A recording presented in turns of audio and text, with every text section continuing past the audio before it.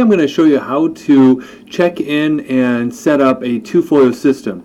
We use two-folio setups for reservations like Expedia, when the guest has paid Expedia directly, CLC, Groupon, or other direct billing accounts. You may have negotiated rates with companies that pay for their rooms, but this is how we generally use our Expedia rooms. So I'm going to start with this. This is Miss Karen Ashcraft. She comes in and she wants to check in. So first thing I do is say, okay, great. Hi, Miss Ashcraft. We have you for tonight, staying for one night, one adult into our king room.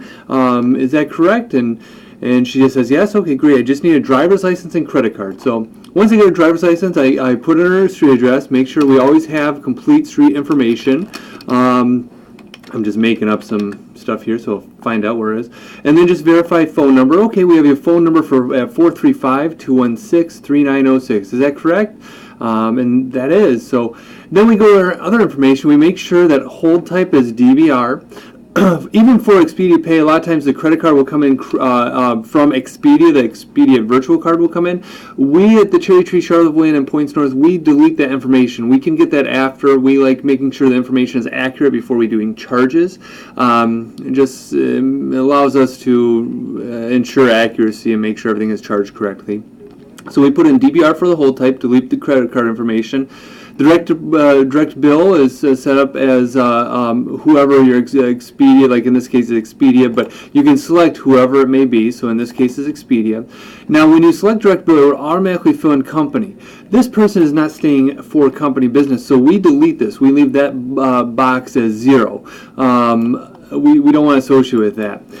This box is generally deleted, but this is the box where a lot of times this will be filled in by like a alias. Like Booking.com has like the guest first, last name with some numbers, and then at Booking.com or guest.booking.com. You should always be asking for the email address at check-in. It allows us to engage our guests and help them book directly through us in the future. So, and this, hi Miss Ashcraft. Okay, great. Do you have an email address that I can get for future notifications from us? You don't always want to say it's marketing and stuff like that because they're more inclined to say no. If they do ask if it's about marketing, then you can say, yes, we do it. We do have some marketing emails for specials and deals for our hotel in the area, but you can always respond and also remove yourself from the list. So they can do that, but it's nice to always have their email. So I'm just going to make up an email here, ashcroft@gmail.com. So I have that all set. Now, once I've verified that information, I'm going to do check-in. Now, one other thing I want to point out is we have, you see this yellow bar we have, it says two-folio setup. We flag all of our reservations. When they come in, our auditors and managers check the reservations that come in through Expedia, Booking.com, Synaxis, stuff like that, and put in this flag. And we also, that's when we delete the credit card information and set up and make sure the DVR and the direct billing company is set up that way.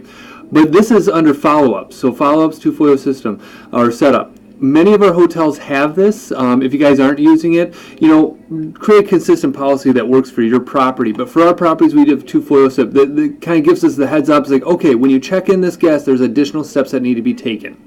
So that's why we have this yellow bar here. And you can see our additional follow-ups in here. We have additional things that we flag things. But if it was not a two-folio setup where the guest pays us directly and it was Expedia reservation, we would just mark it with the blue. But since this is one that the guest pays us directly, we're going to say two-folio setup. So now I'm going to say check-in. And you go through the normal things that, the room is already assigned, checkout is correct, you've verified all that information already. Your hotel may differ through this process, but, whether express checkout or you may have some other buttons. So this is, just do what is necessary for your property. Next, then this is where you can scan their credit card. It's always good to get a scan of their credit card, so it's in the system. Your EMV reader will get it, but sometimes it doesn't link into the folio or save it into the guest profile. So it's good to have a scan. And then we always do press to sign-in sheet. So after you've done press to print sign-in sheet, this is where you're in kind of that middle screen between check-in and folio checked in. You do not do check-in. We do like check-in guest ledger because at the completion of the reservation, it brings up the actual folio so you can take a look at it and set up that two-folio system. So now we're going to do say check-in guest ledger, get approval. Now, since I'm in training mode, it's not going to allow me to do this, do a process, so it will actually kick me right back out. But normally it would bring up your authorization area, where it would bring up the credit card information and then ask you to press F12 for PIN pad, and you follow your EMV instructions. So what I'm going to do here is I'm going to do check-in guest ledger. I'm just going to press check-in because it skips that approval process and allows me to keep going. So I'm going to say check-in. And this, we have this alert that says update email address for our OTAs when they see information and they see like the rate code is Expedia or something like that, or the market source is Expedia. It says, hey, please ask the guest for an email address so we may share important communication with them like receipts, confirmations, and future specials. So I just say okay. Now it gets me into my guest folio. So now I have this. From here, you're checking the guests, you're having them sign the sign-in sheet, you're giving their key cards. Great. Don't worry about your folio this right now. Wait until the guest is gone, and once you have them on their way, then you can get into this and say, okay, more folios. Master folio for us is always the incidental folio. So we're going to just type in incidentals, and we're going to say 0% of room percentage. Now for folio B, we're going to say Expedia. And we say 100%. That means all room charges, that is the room revenue accounts, the cost of the room per night, will go to folio B. It will not include items that are set up like a roll-away bed, or say a bottle of wine, or some other amenity that you've set up that is not part of a room revenue charge. Pay type is DBR. So there's DBA and DBR, and if you just type D twice, it will go to DBR, but you can also just do the drop-down menu and select DBR, direct bill, room only. And then down here, EPI incidental folio. You should be in the habit of making this folio A. The reason is some of our systems link up easily, and they will do